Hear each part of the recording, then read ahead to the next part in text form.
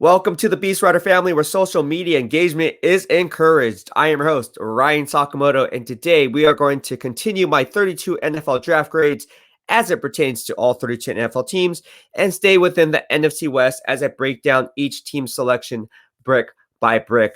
This time we are breaking down on this Family Friday the Arizona Cardinals, and I know my man JP, who's here in the BEASTwriter family, huge Arizona Cardinals fan. Love talking to him and engaging with him on this platform.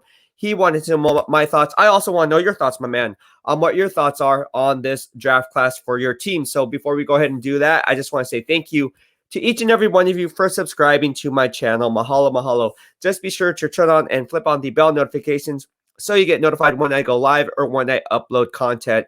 I'm going to be hopping on another live stream later this afternoon to do our Family Friday giveaway. So if you have yet to subscribe to my channel, go ahead and do so in the lower right-hand corner of your screen as you stay up to date on all things Beast in real time. And that way you'll be entered for our Family Friday giveaways. Okay, so without further ado, let's go ahead and dive right into it with the Arizona Cardinals and their 2021 NFL draft class. Let's start with the first round pick. Let's pull up the ticker here.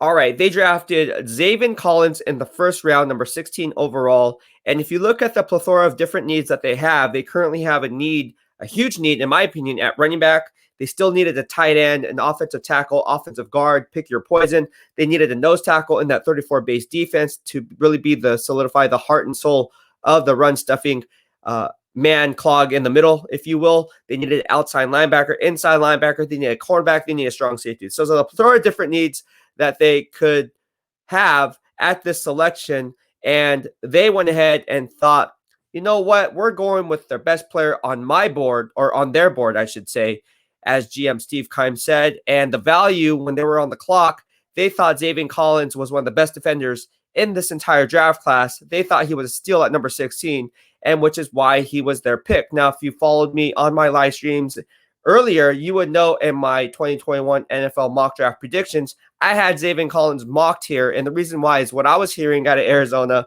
from my sources, or what I like to call my network, was Zaven Collins was the choice if he was sitting there. And ultimately, based on my current mock and how the draft position currently stood heading into the draft, I saw him slipping to the Arizona Cardinals at number 16. Now, is it a pick that I would have made?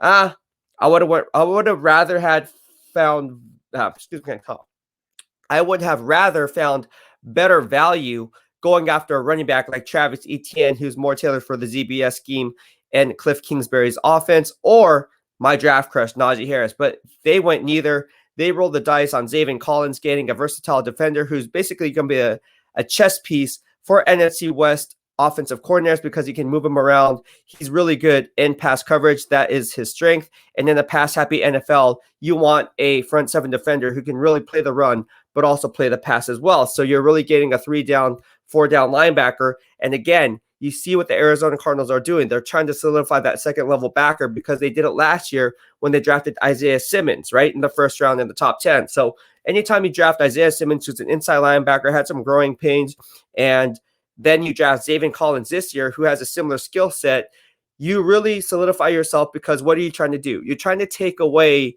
the NFC West strengths on their respective football teams. And when it comes to the San Francisco 49ers, they have George Kittle at tight end.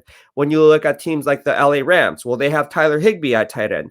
And then you have the Seattle Seahawks, who stole, what's his name? How come I'm drawing a blank here, guys? The Seattle Seahawks stole Gerald Everett. Gosh, can't even talk right now. They stole Gerald Everett from the LA Rams. So when you put that all together, you have 3 starting tight ends who are really going to get a lot of targets in the NFC West altogether. So how do you counter that? Well, you need a second-level linebacker who can not only stop the tight end from coming into his route off the line of scrimmage cleanly by getting a press jam, whatever the case may be, but he can also win that route early in the down because you have a bigger, stronger linebacker on that second level going down the seams, as opposed to a smaller cornerback who can just be basically boxed out in a game of basketball and lose that 50-50 ball at the catch point. So you see what the Arizona Cardinals are doing is a really sound play for them to go ahead and get Zaven Collins. Now, again, I would have rather them roll the dice on a guy like Najee Harris out of Alabama or Travis Etienne, because I know they have Chase Edmonds there. Yeah, but he's a 4th-round pick. He's not really the answer, in my opinion. I think he's more of a change of pace back in the RB2 at best. And then you went out and got James Conner from the Pittsburgh Steelers. You guys know I followed the Pittsburgh Steelers very closely, as I do all 32 NFL teams. But when it comes to the Pittsburgh Steelers specifically, there's a reason why they didn't re-sign him. He's damaged goods. He's not very stable. He's not the Pro Bowl running back that they were accustomed to. So they cut their losses. Arizona Cardinals think they're going to revive his career. Unfortunately, I don't think that's going to happen. When you have a guy like Travis Etienne or Najee Harris sitting there, you go ahead and make that play. But they didn't. They didn't give Kyler Murray any type of a running presence, and now they're going to have to go into the season with another versatile defender who may or may not pan out. All right. So again, that's the reason why they went with that pick there. And if not addressing Zaven Collins, they still needed an offensive tackle, right? They have DJ Humphries there, but you still need someone else on the other side. It's mainly the right side. Why not go after a guy like Christian Darrisaw, right? He drops all the way to the Minnesota Vikings, I believe, at pick number 23.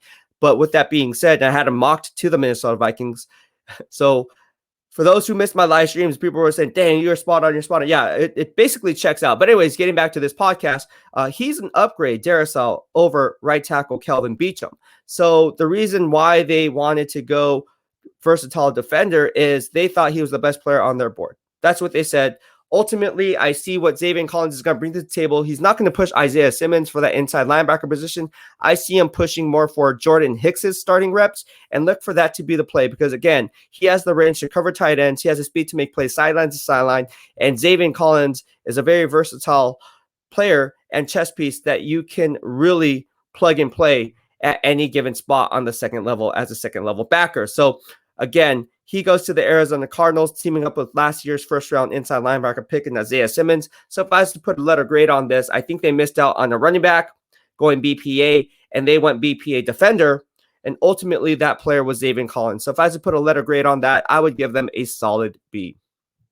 All right, now let's move on to Rondale Moore, who was drafted. Let's pull up that ticker here. Make sure that ticker is here. And you guys can see what Rondale Moore, my analysis on that. All right, I think it's up there, and it is, right? Yeah, Rondale Moore was drafted in the second round, number 49 overall, and the question is, why'd they go Rondale Moore? Well, we all know what's going on with Larry Fitzgerald's retirement. If he's retiring, if he's not retiring, he's kind of on the fence. He likes the draft picks that were made, so he's kind of debating whether to come back next year. Now, the team already got A.J. Green, who is a strong signing from the Cincinnati Bengals as a free agent. They obviously have DeAndre Hopkins, which I'll talk about a little bit more in detail in this podcast. But again, you have DeAndre Hopkins, you have AJ Green, and now you have Rondale Moore, who's going to be the slot wide receiver. That gives you a trio of wide receivers that you need moving forward in a pass-happy NFL. So you need 3 wide receivers in today's NFL. 3 starting caliber wide receivers in today's NFL, because why? Well, 65% of the time, more times than not, you're using trip wide receiver sets. And that's why defenses are countering by using nickel formations in their base defense, in the nickelback base defense, as 65% of the time, because there's more wide receivers, more receiving threats out of the backfield. Obviously, you just spoke about the tight end, so you can kind of see the moving parts there in the pass-happy NFL, yada, yada, yada. So again, the more weapons you have on the outside in today's NFL, the better off you are. They went with the best one here in Rondale Moore, who, again, in my opinion, is the second best slot wide receiver in this year's draft class outside of Elijah Moore, who went to the New York Jets at the top of the tail end, or top of the second round, excuse me. So what does Rondale Moore bring to the table? Well, Moore provides instant competition for wide receiver Andy Isabella, who was a 2018 second-round pick, a 2019 second-round pick. And Andy Isabella, as you know, has 4.3 speed. We all know what happened at that Halloween matchup against the San Francisco 49ers on Monday Night Football, where he went for that 80-plus yard touchdown run, or touchdowns catch and run, I should say. So that's also on this podcast if you want to see that, or on this channel, I should say. If you want to look at that, it's already posted there. So I talked about the leverage, the splits, how Richard Sherman took a bad angle on the play, the whole 9 yards on that play and what went wrong with that. But getting back to Andy Isabella, he's on the outside looking in, even though he's a 2019 second-round pick, because he only has 30 catches for 413 yards and 3 touchdowns to go. All right? So with 2 years of production and he only put up 413 yards on only 30 catches, you're only averaging 15 catches per season. That's not going to get it done as a wide receiver 3. So they opted for Rondale Moore, saying, Andy Isabella, you're good, mainly as a return man. We don't see you anything else than that. You're going to be off. when your contract is up and Rondale Moore is going to take your place. So look for him to take over for Andy Isabella. Andy Isabella will now be the wide receiver 4, wide receiver 5, depending on what's going to happen with Larry Fitzgerald. And he is now basically damaged goods in a sense where they're not going to use him much moving forward. So what Moore brings to the table outside of the slot wide receiver position, I just talked about it. He has the lateral agility to be a great return man in the return game. So look for him to go ahead and make a play in that aspect on special teams. So again, I like the pick of Rondale Moore at number 49. And you see what the NFC West teams are doing. Rondale Moore, slot wide receiver, goes to where? The Arizona Cardinals. Dwayne Eskridge, when I talked about in an earlier podcast with the Seattle Seahawks, where does he go? Seattle Seahawks, slot wide receiver. And then we're going to talk about and finish it up, obviously, with the LA Rams. Well, who did they get? They got Tutu Atwell, 5'7" guy, but has blazing speed. So again, it's another slot wide receiver. So the Niners really have to take notice of this and be like, you know what? We kind of missed out on Asante Samuel, our nickelback, sitting there at 43, trading back 5 spots for a guy by the name of Aaron Banks, and really lost out on that. So we're banking on Banks, but why would you do that when you had Asante Samuel sitting there and then the teams behind you take the competitive advantage and take a competitive edge out of it and say, you know what, they missed on Asante Samuel, so let's just go get a slot wide receiver because they don't have one who can stay with these speedy wide receivers that will likely be on our board in the cluster of picks when we're on the clock. So again, I like the pick of Rondale Moore. If I was to put a letter grade on it, because you need a trio of wide receivers teaming up with DeAndre Hopkins, AJ Green, and now Moore, I would give him a solid A. Give Kyler Murray another weapon to work with. All right, so let's go ahead and move on. Let me pull up the ticker here. All right, so they didn't have a third-round pick, and the reason is simple. They traded for Rodney Hudson from the Las Vegas Raiders. It was a great move by GM Steve Keim to go ahead and pull this trigger because, as you know, Sean Kluger, the offensive line coach, was not sold on Cole Mason being there, or Mason Cole being there, either or. I think it's Mason Cole. But with him being there, they didn't think that he was the answer, and that's why they brought in Rodney Hudson. Rodney Hudson was well worth it. And again, the linebacker that Las Vegas drafted with that pick at number 79 ultimately was Buffalo linebacker Malcolm Kuntz. So you can kind of see the deja vu vibes from Buffalo with the Khalil Mack, but you get what I'm saying. It wasn't worth it. Malcolm Kuntz is no Khalil Mack. It was a questionable, head-scratching pick at best. As you know, the Las Vegas Raiders' entire draft class was questionable at best. They don't have a favorable grade by me. In fact, for the second year, they probably ended up with the worst grade of all 32 NFL teams, but we'll talk about that later once I get to the AFC West. But getting back to this podcast, Rodney Hudson was a steal. Again, he is an upgrade over a guy by the name of Malcolm Kuntz, who in my grade would have been undrafted. And so that's why I give them a grade of an A, because you have to take into account, right? Yes. Now let's move on to the 4th round pick. Well, they won the 4th round too, because who do they end up getting?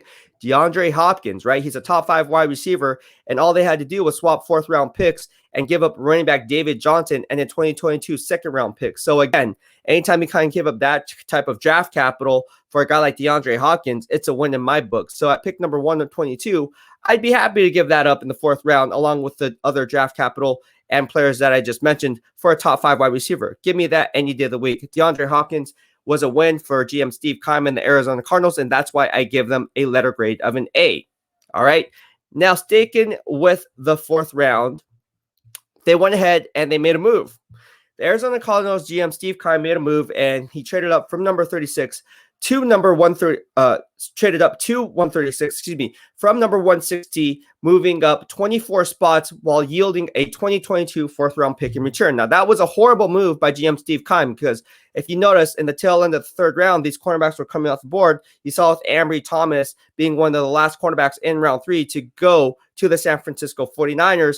And you see these cornerbacks fall off the board. And so when they were on the clock in the 4th round, they hit the panic button, got a little anxiety, and GM Steve Keim said, you know what? We're not going to find a cornerback in this draft class. We need some competition because Patrick Peterson is no longer there. Jay Kirkpatrick's no longer here. And we really need someone who can really solidify our boundary cornerback position, at least as a raw project, if not anything else. So they went ahead and made a play for a guy by the name of Marco Wilson, who they drafted in the 4th round, number 136.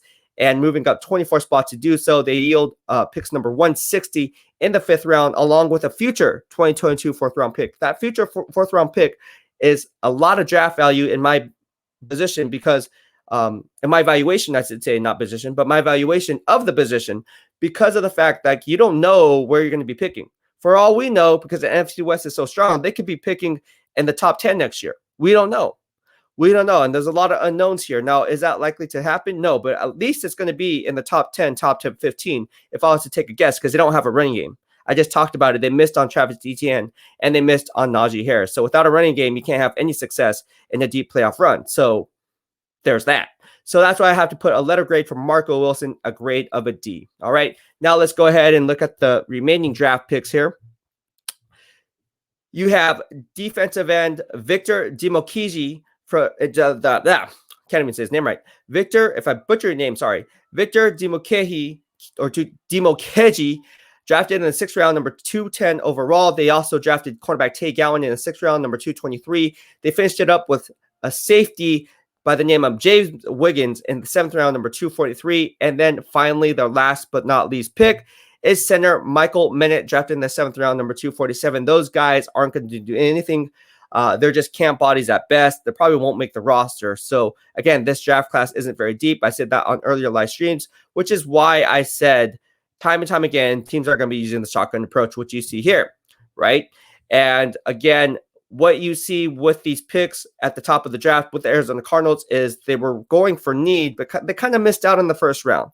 And that's why it's hard for me to really give them a solid A grade on this, because again, there was questionable picks. Now they did pick up nice Pro Bowl talented players and all pro talent in DeAndre Hopkins. They got a nice find in Rodney Hudson later in this offseason, with the Las Vegas Raiders basically shipping off 3/5 of their starting offensive line in the NFC West, with the other one being Gabe Jackson going to the Seattle Seahawks. So if I was to put a letter grade on this, I would have to give the Arizona Cardinals a solid B for this draft class, because I love the trades that were made for landing DeAndre Hopkins and Rodney Hudson.